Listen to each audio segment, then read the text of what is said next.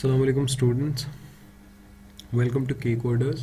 ये आपकी पहली क्लास है सी प्रोग्रामिंग की। तो इस क्लास में हम लोग बेसिक्स कवर करेंगे ताकि हमें थोड़ा सा फील आए कि प्रोग्रामिंग क्यों इम्पोर्टेंट है और प्रोग्रामिंग से हम क्या क्या कर सकते हैं। So without further ado, let's get started.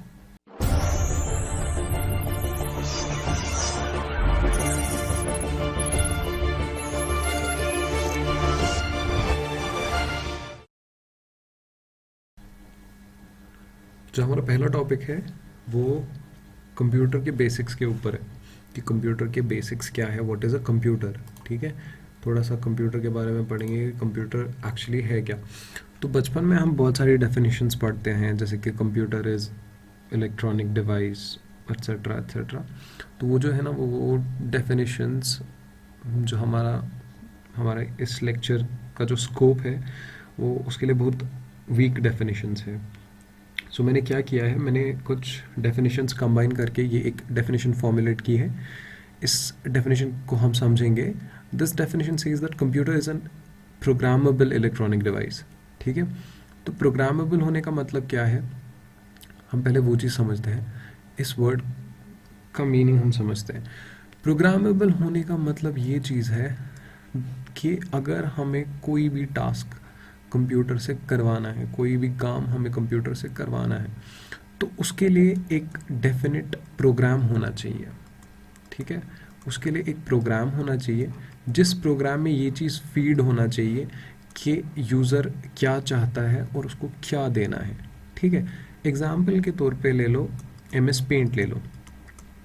ठीक है, तो एम एस पेंट में क्या होता है, एम एस पेंट में हम सपोज कुछ ड्रॉ करते हैं, ठीक है, पिक्चर्स एडिट करते हैं एक्सेट्रा।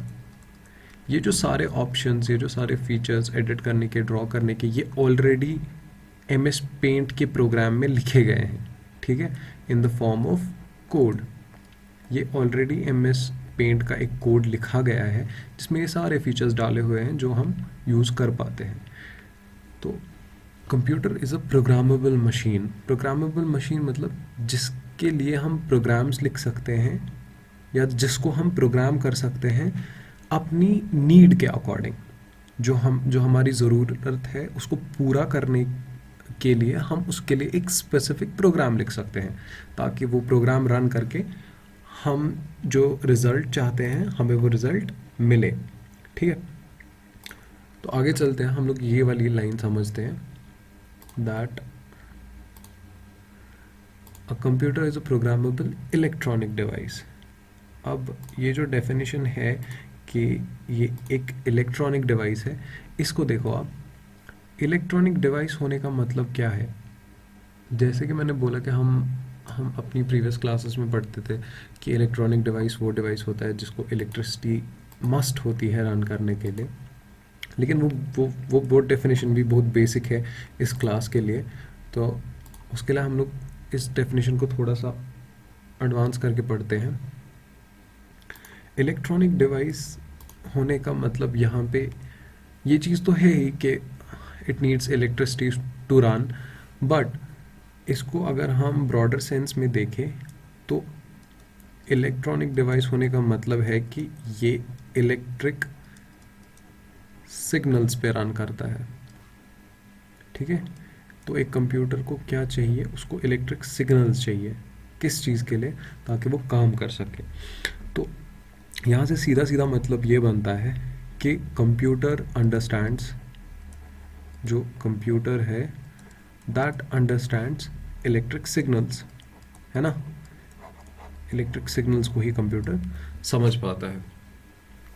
अभी इलेक्ट्रिक सिग्नल्स की किस लिए मतलब नेसेसरी रहती है, ये इलेक्ट्रिक सिग्नल्स को डिनोट कैसे करते हैं, वो हम अगले वाले स्लाइड में, इससे आगे वाले स्लाइड में हम लोग वो चीज़ पढ़ेंगे। ठीक है, इस डेफिनेशन को आगे बढ़ाते हैं। इस डेफिनेशन में और ये चीज़ लिखा है that computer takes in the data, it takes in the data, मैं इसको मार्क करता हूँ, computer takes in the data, stores it, processes it and then gives us the result और द आउटपुट। ठीक है, ये साइकिल जो है, डेटा लेने का साइकिल और फिर उसको प्रोसेस करने का और फिर हमें रिजल्ट देने का, ये हम बचपन से पढ़ते आते हैं, राइट। हम एक चार्ट पढ़ते हैं कि इनपुट दे दिया, उसको प्रोसेस करता है कंप्यूटर और फिर हमें आउटपुट देता है। ये जो डेफिनेशन है, it is as such true that हम लोग कंप्यूटर को इनपुट के तौर पे डेटा देते हैं। ठीक है, तो वो कुछ भी हो सकता है। सपोज कीबोर्ड पे हमने ए प्रेस कर दिया या 1 प्रेस कर दिया या कोई पूरा वर्ड प्रेस एंटर किया, कोई पूरा सेंटेंस एंटर किया। तो प्रोसेस करने से पहले कंप्यूटर उसको स्टोर करता है। ठीक है, कंप्यूटर उस चीज़ को स्टोर करता है, उसके बाद उस डेटा को जो है प्रोसेस करता है और प्रोसेस करने के बाद जो है हमें आउटपुट या रिजल्ट दे देता है। ठीक है, यहाँ पे एक क्वेश्चन अराइज होता है कि कंप्यूटर तो इलेक्ट्रिक सिग्नल समझता है, ये ए और ये 1 या जो भी हमने डेटा कंप्यूटर को देना है वो इलेक्ट्रिक सिग्नल्स तो है नहीं, तो कंप्यूटर इसको कैसे समझेगा, राइट। तो इसके लिए क्या होता है, ये जो प्रोसेस होता है ना, इसको ऐसे समझो कि ये प्रोसेस कन्वर्जन होता है। ठीक है, क्या होता है, कन्वर्जन होता है। किस चीज़ का कन्वर्जन, डेटा का। This processing of data is basically the conversion of data from human readable form. ठीक है, फ्रॉम ह्यूमन रीडेबल फॉर्म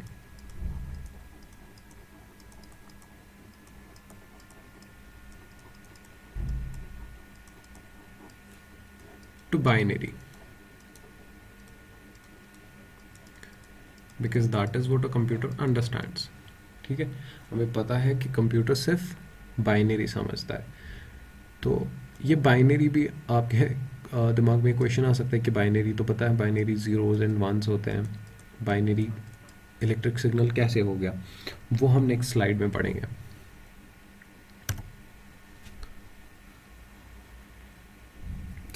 जैसे मैंने पिछले वाले स्लाइड में मेंशन किया था कि एक कंप्यूटर जो है सिर्फ और सिर्फ बाइनरी अंडरस्टैंड कर पाता है। Computer does not understand human readable form, जो कि यहाँ पे भी लिखा है कि computer does not understand human readable form but instead it understands what, binary. ठीक है, बाइनरी समझता है। बाइनरी क्या है, it is the combination of zeros and ones, right. Basic classes में हम लोगों ने यही पढ़ा होता है कि binary is the combination of zeros and ones. इसके एग्जांपल्स हम लेते हैं ऐसे, ये कोई बाइनरी नंबर है। ठीक है, तो कंप्यूटर इस चीज़ को समझता है, ना कि उसको जो एक यूज़र एंटर करता है। ठीक है, सपोज जैसे कि मैंने इससे पहली वाली एग्जांपल में भी बोला कि सपोज हम लोग कीबोर्ड पे ए प्रेस करते हैं, तो कंप्यूटर इस ए को नहीं समझता है। ठीक है, तो इसको कन्वर्ट किया जाता है बाइनरी में। सपोज हम लोग ए लेंगे, ए का कोड ये है सपोज। ठीक है, तो कंप्यूटर इस चीज़ को समझता है, इस बाइनरी को समझता है, ना कि इस ए को डायरेक्टली। ठीक है, अब हम लोगों ने बाइनरी का पता है हम लोगों को कि बाइनरी में जो ज़ीरो होता है वो डेजिग्नेट करता है ऑफ, या उसका मतलब ऑफ होता है, और जो ये 1 होता है इसका मतलब ऑन होता है। अब हमारे पास ये क्वेश्चन है कि ये ऑन एंड ऑफ किस चीज़ के लिए है। ठीक है, वो हम नेक्स्ट स्लाइड में पढ़ते हैं। बाइनरी एक बेस 2 नंबर सिस्टम है। बेस 2 नंबर सिस्टम मैं आपको अगले वाले लेक्चर में बता दूंगा, उसके लिए इसके लिए मैं एक अलग से एक लेक्चर बनाऊंगा बाइनरी के लिए। तो अभी के लिए ऐसे से समझो कि बाइनरी एक बेस 2 नंबर सिस्टम होता है जो हमारे पास नॉर्मल कन्वेंशनल नंबर सिस्टम रहता है, जो कि हम बोलते हैं वंस प्लेस, फिर टेंस प्लेस और फिर हंड्रेड्स प्लेस एट्सेट्रा एट्सेट्रा। वो बेस 10 होता है, ठीक है। बाइनरी जो होता है वो बेस 2 होता है, जिसमें सिर्फ 2 नंबर्स होते हैं। कौन से 2 नंबर्स? एक तो 0 और एक तो 1, ठीक है। ये 0 और 1 क्या है? ये रिप्रेजेंटेशंस होती है। 0 एंड 1 रिप्रेजेंटेशंस होती है माइक्रो ट्रांजिस्टर्स के लिए, ठीक है। माइक्रो ट्रांजिस्टर्स, ये पिक्चर देख लो, दीज आर ट्रांजिस्टर्स, ठीक है। माइक्रो ट्रांजिस्टर्स क्या होते हैं? ये ऐसे समझो कि ये ऐसे कंपोनेंट्स होते हैं जिनसे लिटरली हमारा कंप्यूटर जो है काम करता है, ठीक है। जो हमारा सपोज प्रोसेसर रहता है ना, उसमें मिलियंस ऑफ माइक्रो प्रोसेसर्स लगे होते हैं, मिलियंस ऑफ माइक्रो प्रोसेसर्स, ठीक है। तो ये जो माइक्रो प्रोसेसर है, ये सिर्फ 2 स्टेट्स में अकर होता है, और it can be in only 2 states. That is, either a microprocessor can be on or a microprocessor can be off, right? जो ये on है ये 1 रहता है, जो ये off है ये 0 होता है। कंप्यूटर को इंडिकेट करने के लिए कि कौन सा माइक्रो प्रोसेसर ऑन है, कौन सा माइक्रो प्रोसेसर ऑफ है, हम लोग ये 0 एंड 1 यूज़ करते हैं।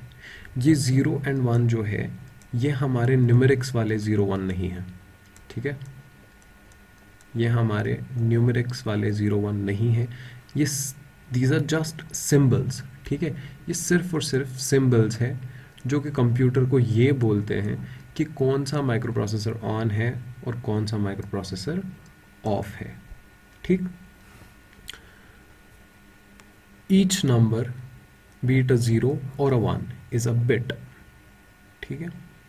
And what is a bit? एक बिट जो है ये शॉर्ट फॉर्म है बाइनरी डिजिट का, ठीक है। सपोज ये एक बिट है, ठीक है। ये या तो ऑन होगा या फिर ऑफ होगा, है ना। इस एक बिट को बाइनरी डिजिट भी कहा जाता है, ठीक है। और जब ऐसे ही करके बिट्स कंबाइन होती है,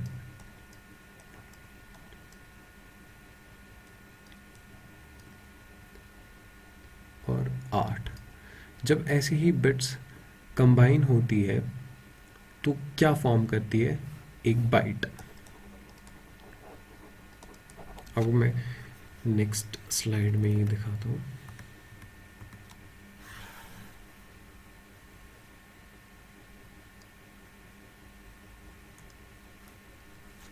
तो सपोज 1 2 3 4 5 6 7 और 8, ठीक है। हमने 8 बिट्स ले ली, ठीक है। हमारे पास ये 8 बिट्स आ गई। जो ये 8 बिट्स होंगी,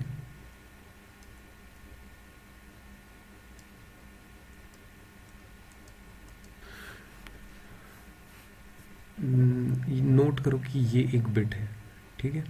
दिस इज़ अ बिट। ऐसे करके हमने 8 बिट्स जोड़ी। 8 बिट्स को मिला के हमारे पास एक बाइट बनता है। जैसे कि पुराने वाले स्लाइड में हमने क्या देखा था, व्हेन दीज बिट्स कंबाइन, जब ये बिट्स कंबाइन होती है तो ये फॉर्म करती है larger units of memory, suppose larger units, ठीक है। जिनको फिर हम आगे बोलते हैं kilobytes, megabytes, gigabytes, terabytes etcetera. समझ रहे हो? ये जो बिट्स हैं ये कंबाइन होके क्या बनती है? ये लार्जर यूनिट्स बना देती है, ठीक है। बेस 2 का मतलब अब मैं आपको यहाँ पे थोड़ा सा ब्रीफली समझाता हूँ। जो ये बिट है, हर एक बिट का एक डेफिनेट प्लेस वैल्यू होता है। सपोज हम एक नंबर लिखते हैं 701, ठीक है।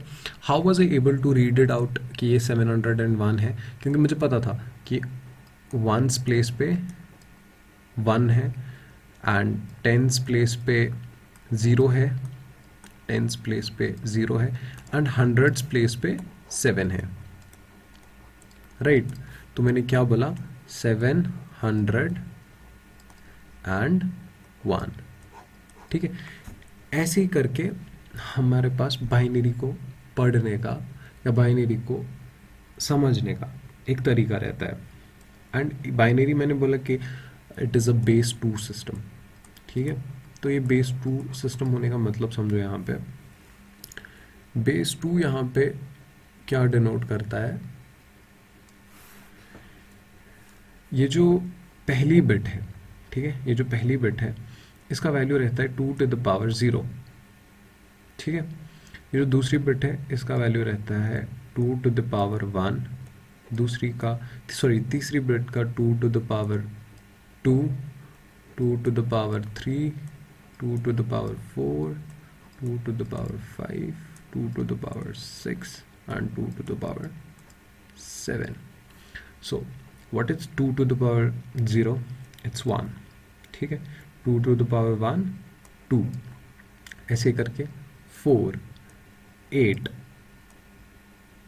16, 32, 64 एंड 128, ठीक है। अगर आप देखोगे ये जो पैटर्न फॉलो होता है, हमारी हमारी जो मेमोरी होती है वो हमेशा ये पैटर्न फॉलो करती है।